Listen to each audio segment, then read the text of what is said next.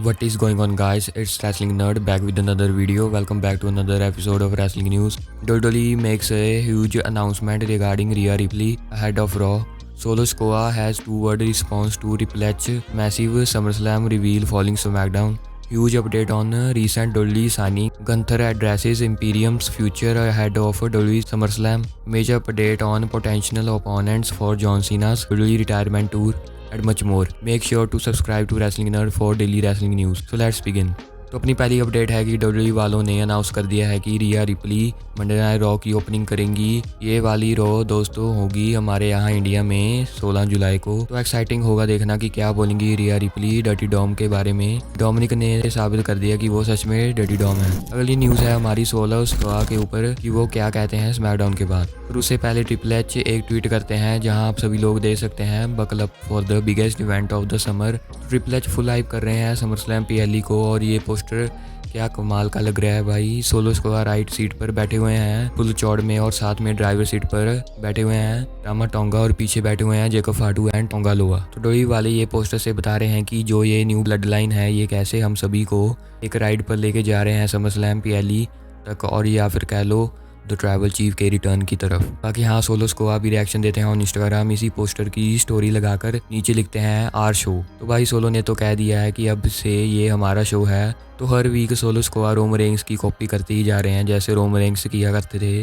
वैसे ही अब solo Sikoa कर रहे हैं। कोई नहीं सोलो भाई, जब तक रोमन नहीं आ जाते तब तक एंजॉय करते। अगली न्यूज़ है newly signed WWE superstar Stephanie Vaquer के बारे में। अगर आप सभी को नहीं पता तो बता दूं कि डब्ल्यूडब्ल्यूई वालों ने स्टेफनी वैंक्यूअर को साइन कर लिया है। काफ़ी टैलेंटेड रेसलर है ये। इनका अभी रिसेंटली मैच हुआ था मर्सिडीज मोने एके साशा बैंक के साथ। वो मैच आप सभी देख सकते हैं। भी अच्छी परफॉर्मेंस थी उस मैच में इनकी। कई लोग बोल रहे हैं कि स्टेफनी ने मर्सिडीज मोने को आउटशाइन कर दिया था मैच में, कि स्टेफनी की परफॉर्मेंस मर्सिडीज मोने से भी ज़्यादा अच्छी थी। तो हाँ अब इनसे रिलेटेड रिपोर्ट आई है कि according to wrestling observer Stephanie Vaquer का नाम चेंज नहीं होगा, उनका नाम यही रहेगा डब्ल्यूडब्ल्यूई में।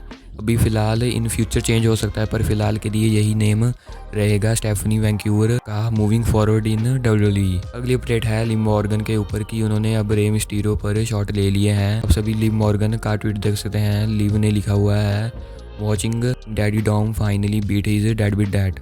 और नीचे पिक्चर है डॉम और रे मिस्टीरियो की जहां डॉम उन्हें लात मार रहे हैं और साथ में एक और पिक्चर है गूज़बम्प्स की कि लिव मॉर्गन बता रही हैं कि कैसे उनको गूज़बम्प्स आ गए थे जब डर्टी डॉम ने अपने फादर रे मिस्टीरियो को हराया था मंडे नाइट रॉ में। तो ये लिव की हरकतें नहीं सुधरने वाली जब तक असली मामी डॉम और लिव की बैंड नहीं बजा देती। देखते हैं कि आने वाले रॉ में क्या होगा। तो गंथर ने खुद ही बता दिया कि इंपीरियम का फ्यूचर क्या होगा आगे जाकर। गाइस काफी लोगों को लग रहा होगा इंक्लूडिंग मी कि इंपीरियम अब खत्म हो चुकी है। लगना भी चाहिए क्योंकि हम सभी ने देखा था कि गंथर और लुडविग ने जियोवानी विंची को ग्रुप से निकाल दिया था। अभी फिलहाल लुडविग और गंथर साथ में ही हैं। तो गंथर गुरिल्ला पोजीशन के साथ इंटरव्यू में कहते हैं हम अब 2 ही रह चुके हैं ग्रुप में, पर एक बात अच्छी है कि लुडविग और मैं अपने आप पर फोकस कर रहे हैं ताकि हम अब भी एक अच्छे दोस्त हैं। दोस्ती हमारी अभी भी मजबूत है और हमको हर टाइम साथ में रहने की ज़रूरत नहीं है। और फैंस लोगों को पता ही होगा कि हमारा कनेक्शन अभी भी अच्छा ही है। तो ऐसा तो नहीं हो सकता कि अपने आप से ही अज्यूम कर लें कि हम दोनों साथ में नहीं हैं। दोस्तों गंथर ये भी कहते हैं कि मैं अपने मैचेस लुडविग काइजर की बिना हेल्प लिए जीतता हूं और लुडविग काइजर भी वही सेम करता है, उसको भी मेरी हेल्प की ज़रूरत नहीं है। ये एक्सपीरियंस भी लेना चाहिए और ये एक्सपीरियंस काफ़ी अच्छा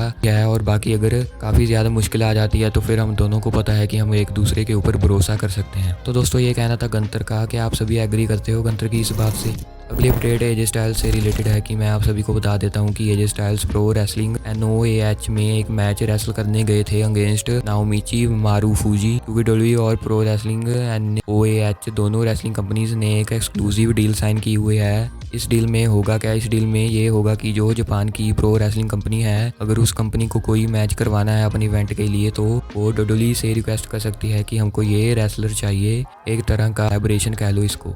और हम सभी को पता ही है जब से AJ Styles I quit match में हारे हैं against Cody Rhodes clash at the castle में, तब से एजे स्टाइल्स टेलीविजन पर नहीं आ रहे। सो डब्ल्यूडब्ल्यूई ने इसलिए एजे स्टाइल्स को भेज दिया था जापान में प्रो रेसलिंग NOAH में to wrestle a match against Naomichi Marufuji. और बता देता हूँ कि ये मैच किसने जीता। तो ये मैच हमारे the phenomenal one AJ Styles ने जीता था। काफ़ी अच्छा मैच था ये दोस्तों। बाकी देखते हैं कि डब्ल्यूडब्ल्यूई वाले एजे स्टाइल्स का रिटर्न कब करवाते हैं। Next update is about John Cena की रिपोर्ट आ चुकी है कि उनके रिटायरमेंट टूर में जो ओपोनेंट्स होंगे वो ओपोनेंट्स कौन हो सकते हैं। तो ये रिपोर्ट रेसलिंग ऑब्जर्वर के डेव मेल्जर की तरफ से आती है कि काफ़ी सारे नेम्स डिस्कस हुए हैं सीना के रिटायरमेंट टूर के लिए, पर दोस्तों ये रिपोर्ट को कंफर्म मत समझना, ये बात खुद डेव मेल्जर ने बताई है। सीधा सीधा डेव मेल्जर ये कहते हैं कि जॉन सीना का ये रिटायरमेंट टूर में आपको कोई कमी महसूस नहीं होगी। बाकी क्या पता सीना इस रिटायरमेंट टूर में CM Punk, Randy Orton, Cody Rhodes and new commerce में कार्मेलो हेज और ब्रॉन ब्रेकर को चैलेंज कर सकते हैं रिटायरमेंट टूर के वक्त। मिस द मस्सी सुपरस्टार ने कुछ बोला है ट्रिपल एच को लेकर। तो मिस कहते हैं ट्रिपल एच के पास जो माइंड है वो डब्ल्यूडब्ल्यूई के लिए बहुत बेनिफिशियल है, क्योंकि ट्रिपल एच खुद इन्वॉल्व होते हैं कि अगर मुझे कुछ मैच के लिए चाहिए तो ट्रिपल एच एकदम से डिटेल में जाकर हेल्प करते हैं कि हम इस स्टोरी लाइन में क्राउड को कैसे इन्वेस्ट कराएं। बाकी डब्ल्यूडब्ल्यूई के लोकर रूम में अलग ही एनर्जी भरी होती है, क्योंकि अभी रेसलिंग काफ़ी हॉट चल रही है। ये बहुत अच्छा लगा कि पीएलई में 5-6 मैचेस ही होते हैं और अभी लंबे मैचेस होने के साथ साथ स्टोरी लाइन्स भी अच्छी होती जा रही हैं, जो कि पीएलईस के लिए रेडी हो जाती हैं। तुम समर स्लैम पीएलई देख लो, ये पीएलई क्लीवलैंड ब्राउन स्टेडियम में होगा। मुझे नहीं पता मैं क्या कर रहा हूँ, पर जहाँ ये पीएलई हो रहा है वो मेरा घर है। ये अपॉर्चुनिटी लाइफ में एक बार मिलती है और मुझे नहीं लगता कि दोबारा हम ये शो यही स्टेडियम में करवा सकते हैं, क्योंकि वहाँ एक नया स्टेडियम बन रहा है, ये क्लीवलैंड ब्राउन स्टेडियम। ये स्टेडियम को देखकर ही मैं बड़ा हुआ हूँ। मुझे नहीं पता कि मेरा मैच इस पीएलई में है, पर तुम ज़रा स्टोरी लाइन देखो, क्या ही स्टोरी लाइन्स बिल्ड हो रही हैं इस वक्त। बहुत मुश्किल हो गया है अब पीएलई में मैच मिलना। अगर तुमको मैच चाहिए तो तुमको तुम्हारा बेस्ट देना होगा डब्ल्यूडब्ल्यूई में, क्योंकि मुझे पता है मैं इस कंपनी में 20 साल से काम कर रहा हूँ। तो हाँ भाई लोग, यही बातें की थी हमारे एलिस्टर द मिज ने। तो गाइज हम सभी ने देखा था कि एलन नाइट ने तो साइन कर दिया था समर स्लैम वाला कॉन्ट्रैक्ट। जिसने अभी तक साइन नहीं किया वो खुद चैंपियन लोगन पॉल है। तो एलन नाइट ने खुद बोला था स्मैकडाउन में कि लोगन पॉल यहाँ हर बार की तरह नहीं है। दोस्तों फाइनली डब्ल्यूडब्ल्यूई वालों ने अनाउंस कर दिया है कि अगली स्मैकडाउन में लोगन पॉल ज़रूर होंगे। तो कोई डाउट ही नहीं है कि Logan Paul versus Alan Knight का मैच होगा एट समर स्लैम। ये मैच डेफिनेटली होगा, वो भी आईसी टाइटल के लिए। और मेरी प्रेडिक्शन है कि एलन नाइट बन जाएंगे new intercontinental champion at Summer Slam. अगली अपडेट रिया रिप्ली से रिलेटेड है कि डब्ल्यूडब्ल्यूई वालों ने काफ़ी एफर्ट्स के साथ रिया रिप्ली को छुपा कर रखा था जब उन्होंने अपना रिटर्न किया था मंडे नाइट रॉ में। तो ये रिपोर्ट पीडब्ल्यू साइड ने दी है कि ट्रिपल एच ने डब्ल्यूडब्ल्यूई वालों को उनका प्राइवेट जेट यूज़ करने को बोला ताकि रिया रिप्ली को कोई फैन देख ना सके, इसलिए डब्ल्यूडब्ल्यूई वालों ने रिया रिप्ली के रिटर्न को सीक्रेट रखा। और इस रिपोर्ट से ये भी पता चला कि रिया रिप्ली अरीना में पहुंचने के बाद पूरा टाइम बैक स्टेज थी। इंटरेस्टिंग बात यह है कि रिया रिप्ली के बारे में किसी भी डब्ल्यूडब्ल्यूई सुपरस्टार को नहीं पता था। फिर जब मेन इवेंट आया तब रिया रिप्ली को गोरिल्ला पोजीशन वाली जगह पर लेकर आए, जहां डब्ल्यूडब्ल्यूई सुपरस्टार्स अपनी एड्रेस करते हैं ताकि वो अपना धमाकेदार रिटर्न कर सकें।